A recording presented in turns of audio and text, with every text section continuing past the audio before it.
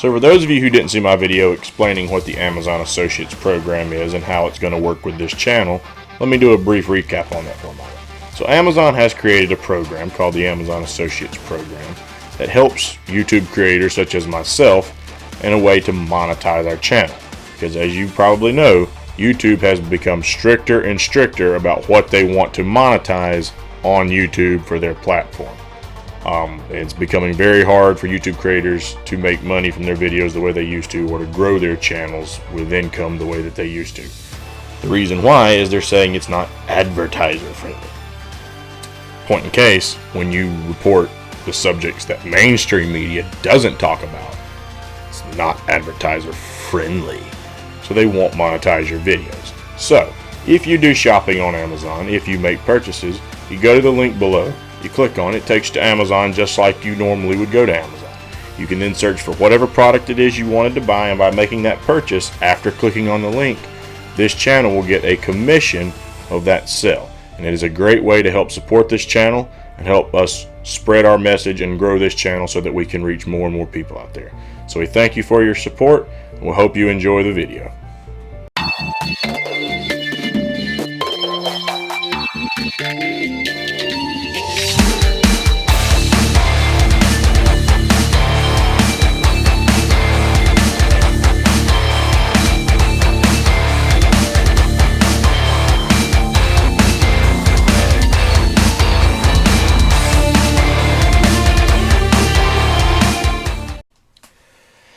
Well, a study came out recently that says that 78% of Americans are feeling pressure to go to work even when they're sick.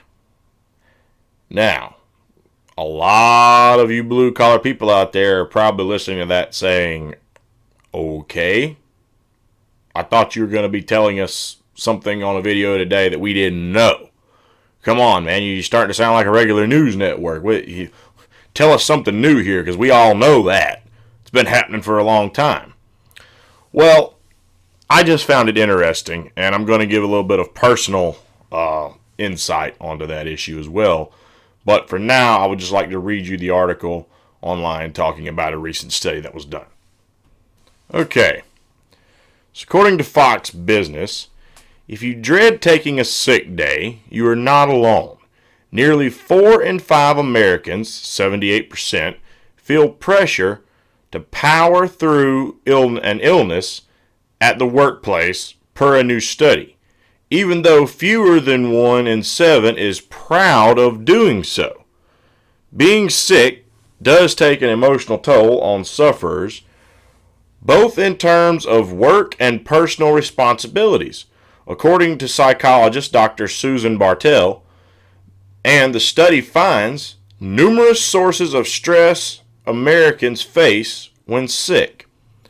More than half of respondents reported feeling guilt and embarrassment over potentially spreading illness, and Americans are more anxious about showing up, 43%, than about calling out sick, which is 29%.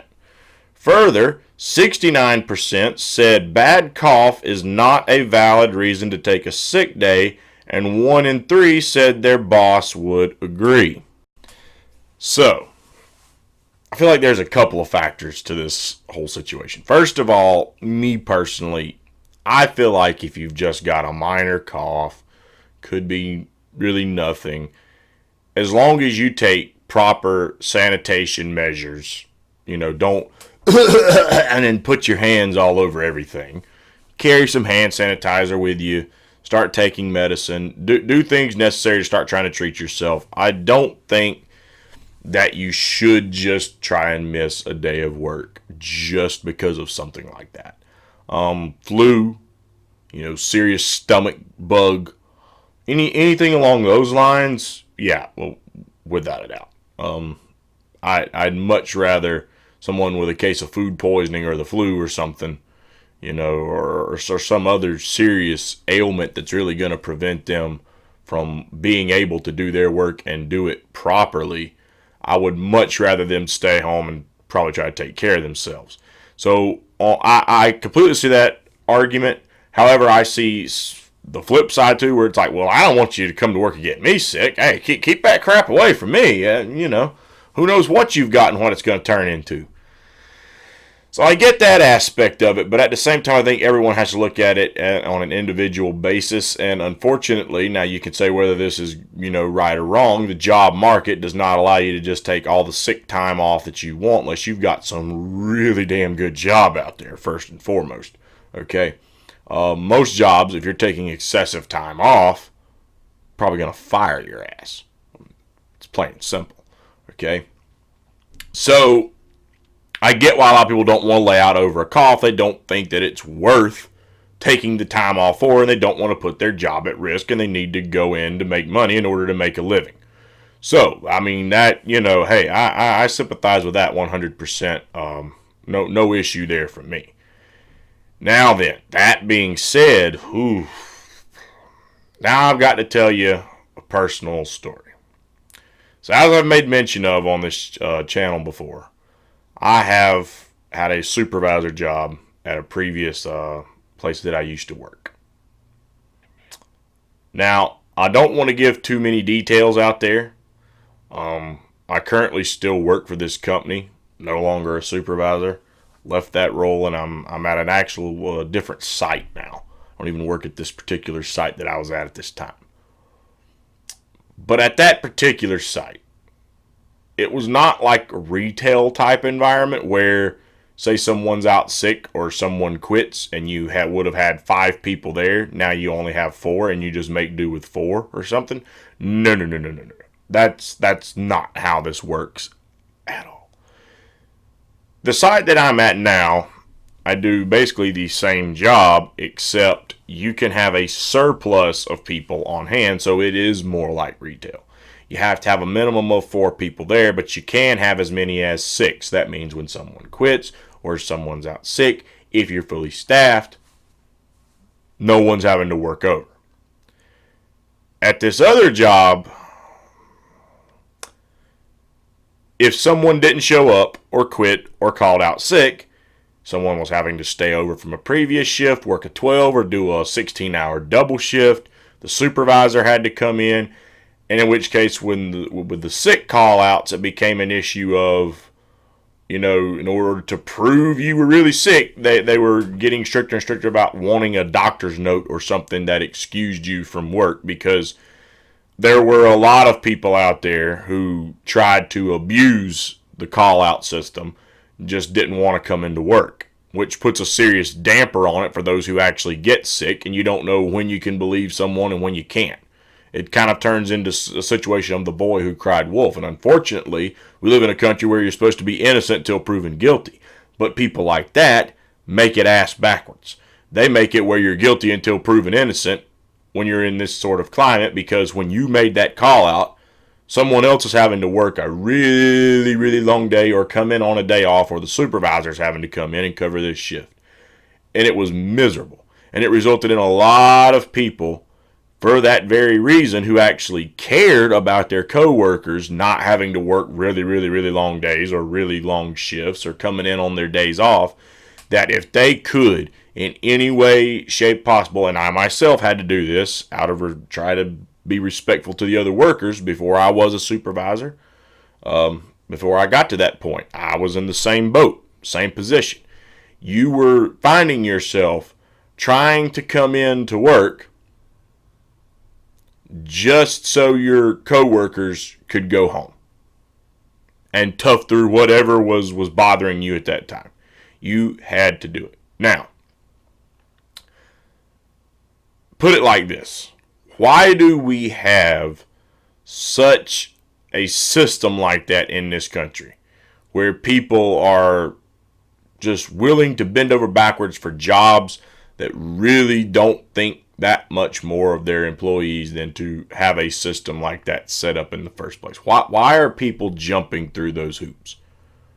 What is the background story to all this? Well, probably because all of our good jobs, a lot of them, left a long time ago.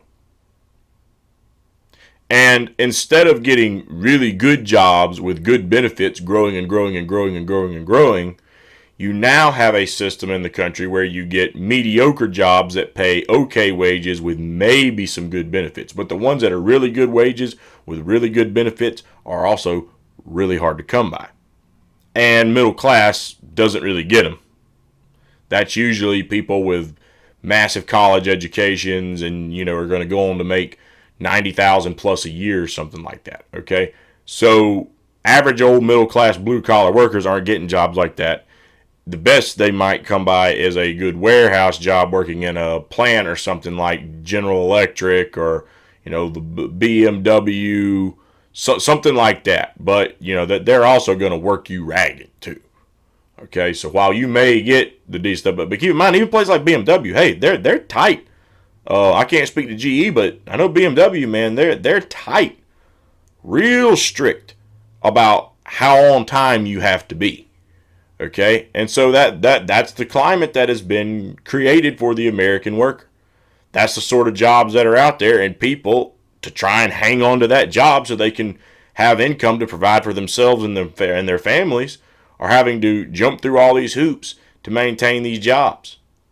And again, trade deals that have cost a lot of jobs over time, bad trade deals and bad policy and whatnot, is what has really led to a lot of these things. These are reasons why the unions were built in this country in the first place.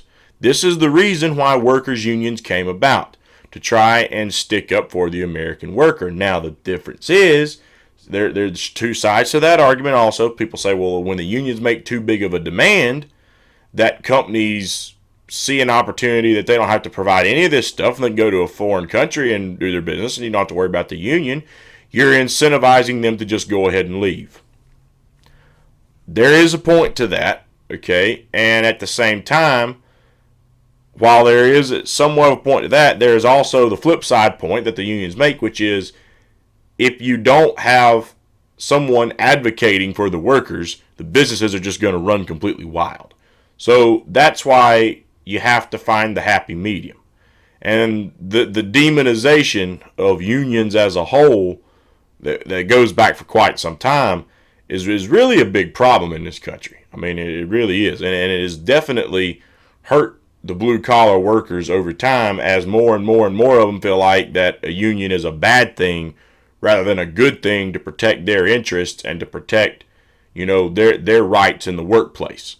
Okay, so that it's really that this entire climate has created a very backwards system where people just feel that they have to do these sorts of things. And again, my personal stance: you shouldn't try and just call out over a little bitty cough, but at the same time, you do need to take care of your health, and this is just another sign of how the American government has failed to do right by its citizens by attacking unions and making it so that there's less and less unions out there to stand up for workers' rights and staying in the pocket of big corporations. Thank you for tuning into this episode of the Independent Report. If you liked the video, please give us a thumbs up and like the video. Also, if you have any questions or comments that you'd like to ask or topics you'd like us to cover, please drop a comment in the comment box below. And also, please subscribe to the channel. And if you do subscribe, ring that bell so you'll stay up to date when we drop new videos and you'll get notifications of it. And also, please support us on Patreon. Funds are going to be used to grow and improve this channel so we can reach more and more people and spread the message that the mainstream media doesn't want to tell people. We hope you'll tune in next time.